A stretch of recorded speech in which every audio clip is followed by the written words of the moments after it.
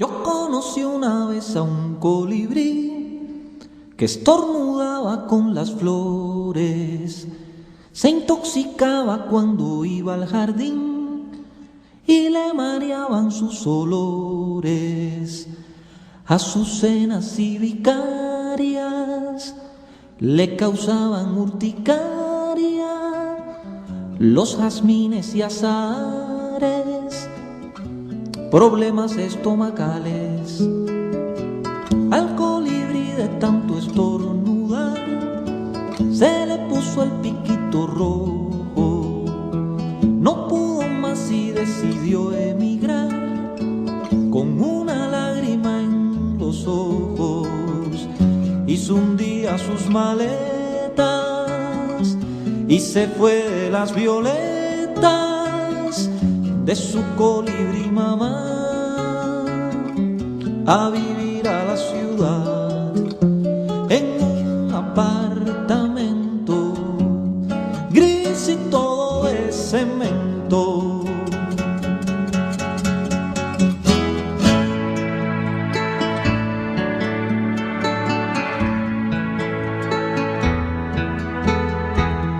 El colibrí dejó de estornudar, pero ahora andaba deprimido, volando solo por una ciudad, sin ningún rostro conocido, una vida sin colores, sin jardines y sin flores.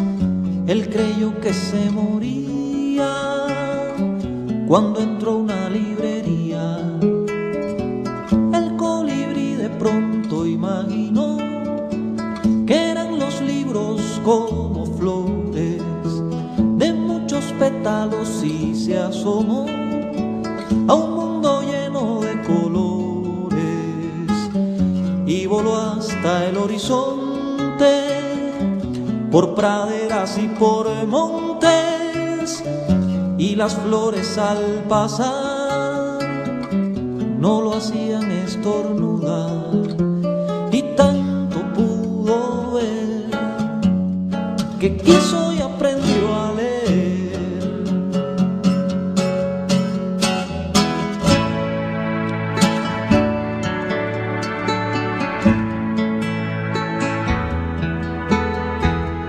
Entre los libros iba el colibrí con su piquito investigando, sin darse cuenta como en un jardín los textos fue polinizando y cruzó la geografía con la trigonometría, luego la filosofía la llenó de poesías.